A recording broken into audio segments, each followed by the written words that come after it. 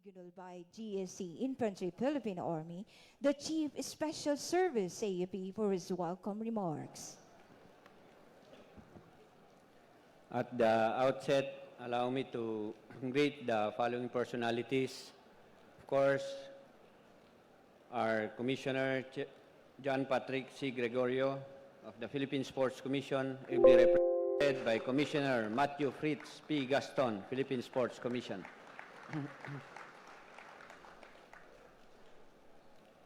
To General Romeo S. Browner Jr., Philippine Army, our Chief of Staff, ably represented today by Commodore Sosimo M. Bolaños Jr., Philippine Navy. I'd like also to greet Colonel Paul Anthony Guerrero, the Acting Commander of the GSQ and HSC. Sir.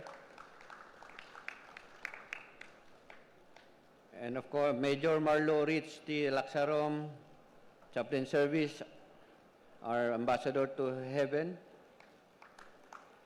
And ASN Joanny T. Delgado, Philippine Navy, of the rowing national team in the 2024 Paris Olympics.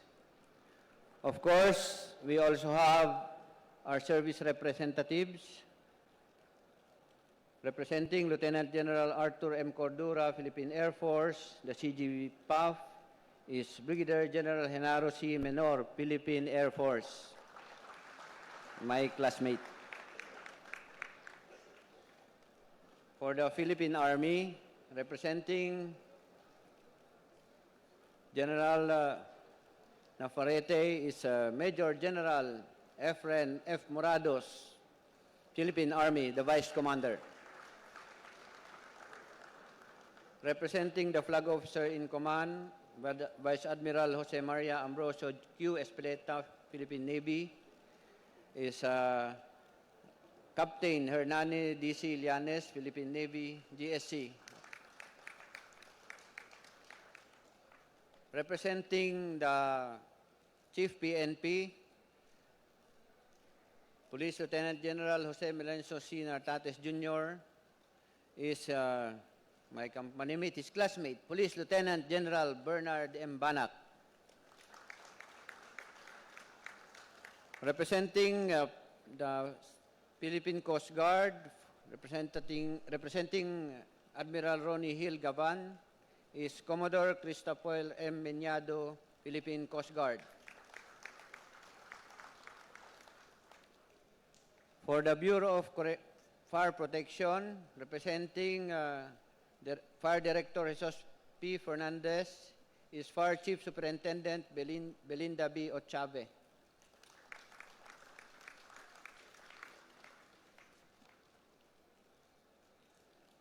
Representing Jail Director Ruel S. Rivera is Jail Chief Superintendent Maria Ani A. Espinosa.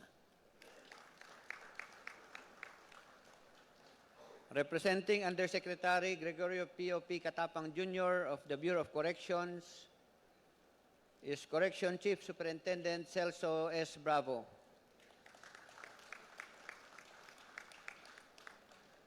Representing Customs Commissioner Ariel F. Nepomuceno is Special Police Area Supervisor Jerry M. Arizabal.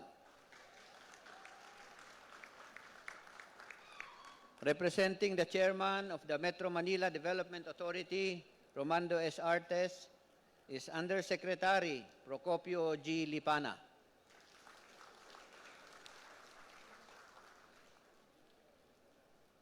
Representing the Philippine Drug Enforcement Agency, Undersecretary Isagani R. Neres, is Director 3, Imiterio M. Bitong. Sir. Representing the National Bureau of Investigation, representing Judge Jaime B. Santiago, is Mr. Paterno S. Morales, Regional Director. Sir, hindi ko na sinabing general, sir, ha? Representing the Bureau of Immigration, representing Attorney Joel Antonio Enviado, is Mr. Eric T. Galvez. Mukhang naghahabol pa ng nakatakas. To all the special service officers, let me mention the Group Commander for Air Force Special Service, Colonel Archibald S. Magbanwa, Philippine Air Force. The Director for the Directorate for Community and Special Services, Philippine Navy, Commander Jojit C. Siscar, Philippine Navy. The Director for Special Service Center, Headquarters Service Group, Philippine Army, Lieutenant Colonel Rowena D. Batayola. The Chief Special Service Unit, Headquarters Service Support, Philippine National Police, Police Major Carmelo C. Velasco, Philippine National Police. The Commander, Coast Guard Special Service Office, Philippine Coast Guard, Captain Jonathan S. Cerote. The Director for the Directorate for Human Resource and Development, Jail Ship Superintendent Maria Ani A. Espinosa. The Officer in Charge, Special Service Unit, Bureau of Corrections, Chief Superintendent Michael M. Martin. The Officer Forensic Investigation, National Bureau of Investigation, Dr. Froilan O. Nunez. The Director and Chief PIO PIDEA, Director Rafael P. Gabales. Special Police Area Supervisor sa Bureau of Customs, Colonel Edgar C. Paule, retired. And last but not the least, the Director for Administrative Service, MMDA, Director Merchol E. S. Guerra.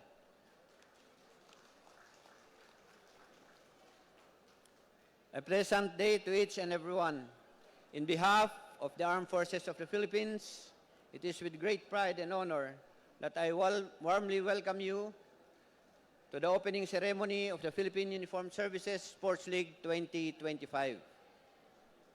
This event would not have been possible without the invaluable support of the Philippine Sports Commission, led by the sports icon himself, Chairman John Patrick C. Gregorio. We also take pride in welcoming the new participants who now complete our uniformed services family: the National Bureau of Investigation,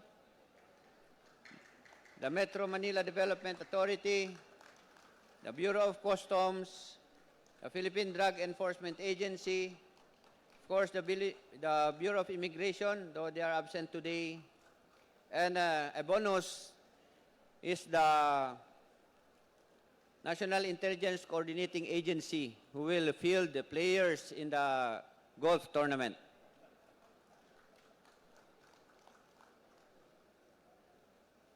Amidst the suspension of work and because of the typhoons, rain or shine, we visited the different agencies in order to encourage them to support and join this league.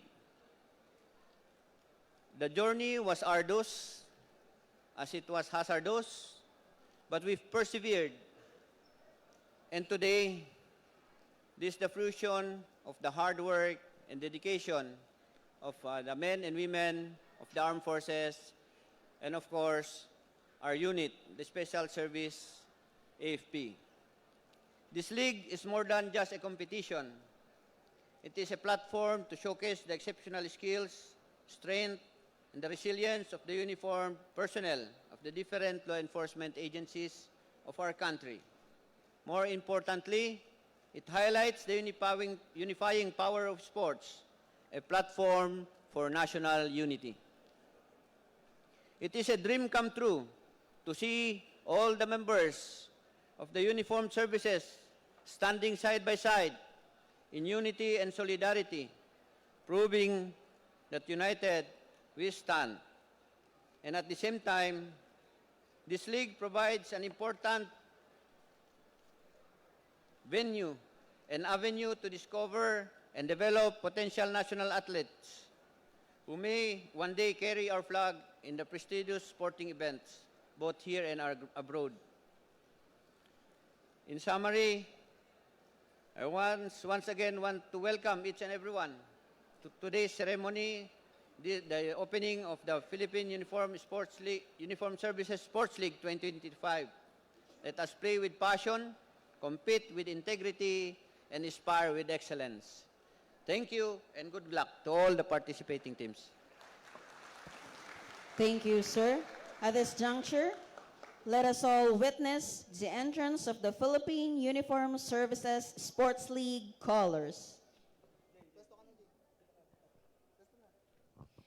Approaching the grandstand is the Philippine Uniform Services Sports League colors, which embodies the spirit of unity and camaraderie among the uniform personnel of the AFP, PNP, BCG, BFP, BJMP, Bucor, NBI, PDEA, BOC, and MMGA. The olive leaves represent peace, unity, and victory, while the torch signifies enlightenment, passion, and leadership. Together, they highlight the League's mission to foster camaraderie, friendly competitions, and excellence among the uniformed services. This symbolism reflects a commitment to peace, discipline, and personal growth through sports, uniting participants under the ideals of cooperation and honor. At this point, may we now request Commodore Zosimo M. Bolaños Jr., Philippine Navy, the Assistant Deputy Chief of Staff for Personnel AJ1, sir, to be assisted by Commissioner Matthew P. Gaston, the representative of the Chairman of the Philippine Sports Commission, together with the heads of delegation from the different participating teams from the AFP, PNP, PCG, BFP, BJMP, Bucor, NBI, PDEA, BOC, and MMDA for the hoisting of the Philippine Uniform Services Sports League colors.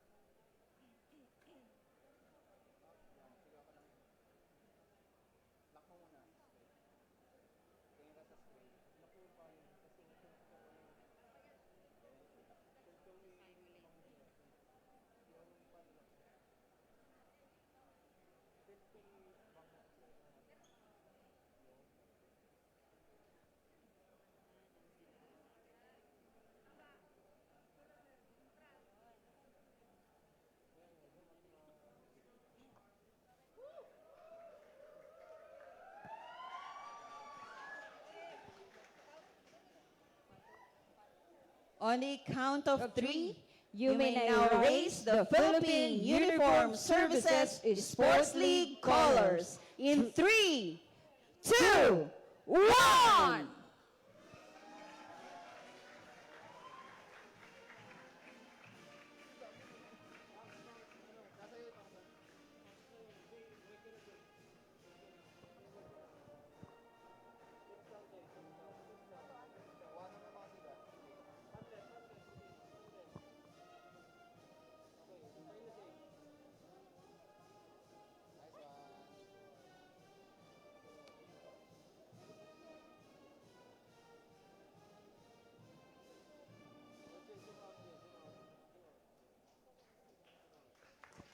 Thank you, ma'am and sirs. You may now proceed to your respective seat.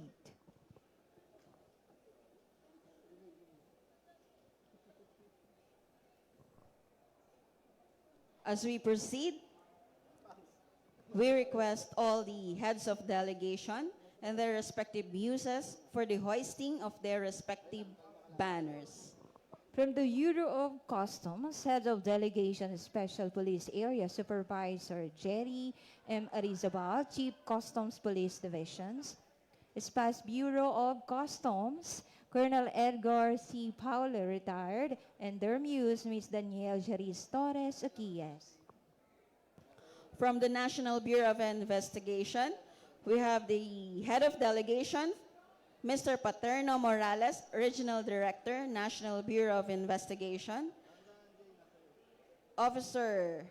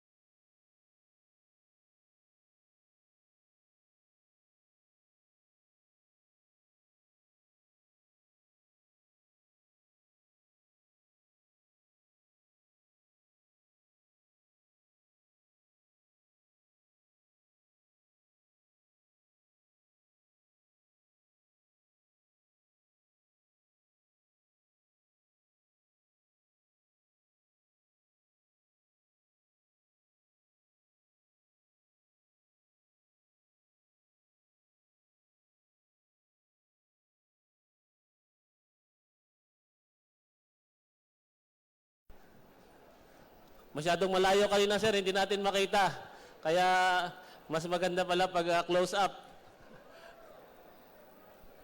May mic? Mic? Bigyan ng mic.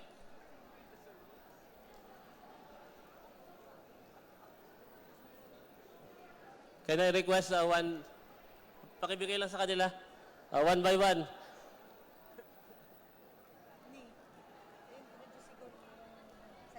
Introduce mami ng sarili.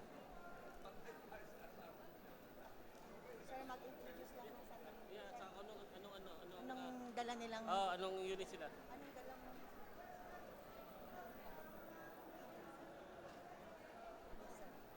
Sino mauna? Hello, hello. Hello. Hello. Hello. Hello. Go na po? Go na ba? Good afternoon, ladies and gentlemen. This is Engineer Angel Joyce Parayan representing Bureau of Fire Protection, BFP.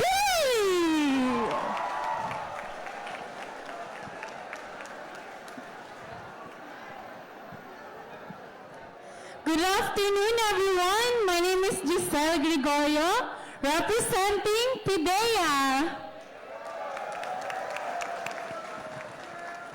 Good afternoon, everyone. Mary Jane D. Macalas, representing National Bureau of Investigation, NBI. Innovating Government Service. My name is Danielle Cherise Hiokias, and I am the representative of Bureau of Customs. Let me hear it! Good afternoon, everyone. My name is Mayan Weber M. Sablan.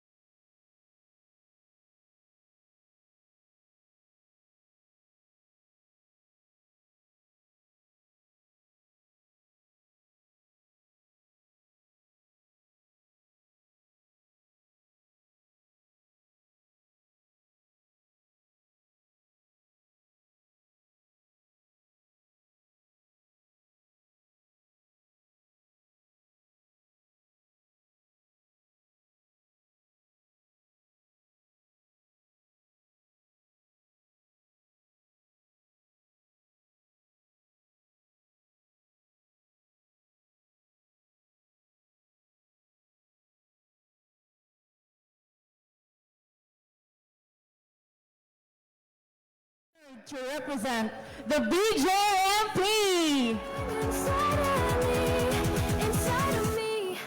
Good afternoon, sirs and madam.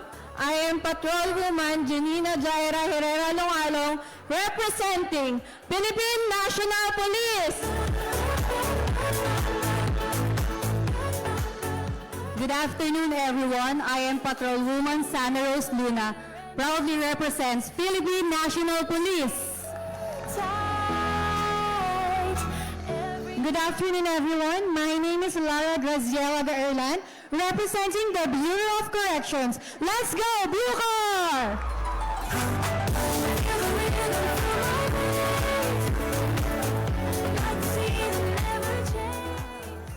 Thank you very much to the lovely muses. Can you turn around so we can have a photo opportunity with the fine gentleman in front? Can you just turn around so we can have some photo opportunity?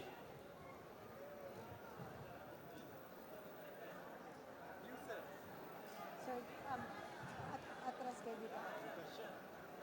Sir? Sir? Join, sir, for photo op, sir.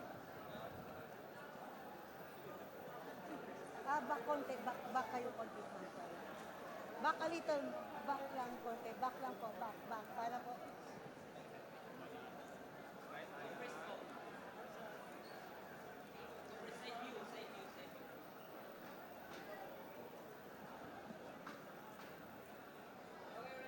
Tatangkad eh, walang makita sa mga bisita.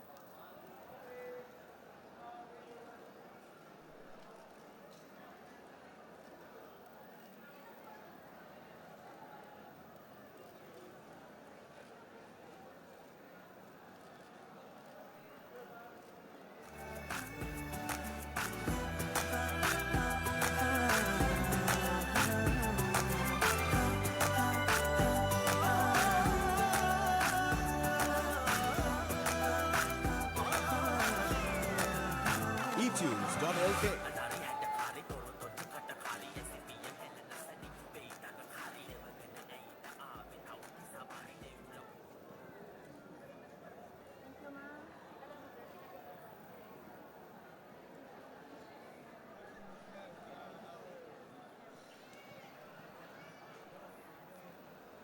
Now I will read the message of our Chief of Staff, and I quote,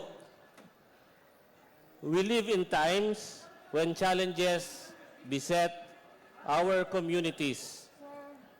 Natural disasters, internal threats, and the ever-shifting demands placed upon our uniformed services. But in every crisis, I have seen the best of you rise as defenders of our country and as symbols of hope, strength, and steadiness. Likewise, sports in their essence do much the same, forging resilience, cultivating trust, and building character. As I have often said, integrity is our lifeblood. Without it, trust crumbles. The trust between units, between commanders and soldiers, and between the uniformed services and the very people we are sworn to protect. And so, in this league, let integrity guide every move. Compete honorably, win humbly, and lose graciously. Every match is more than a scorecard on a board. It reflects our discipline, our loyalty, and our commitment to the nation. To our athletes, let this be your proving ground for physical strength and for leadership. When fatigue sets in, when challenges arise, when the game seems stuck against you, choose resilience, choose respect, choose the values we stand for. In doing so, you build trust, you inspire others, and you set an example worthy of your uniform. To our guests, families, and supporters, your presence today affirms that the service is never isolated. We serve a nation that watches, believes, and expects. Your support strengthens our bonds and inspires us to strive harder. For this year's edition, we welcome 5 new members of our Philippine Uniformed Service Sports League. Namely, palakpakan po natin isa-isa, from the Bureau of Immigration, the Bureau of Customs, the Metro Manila Development Authority,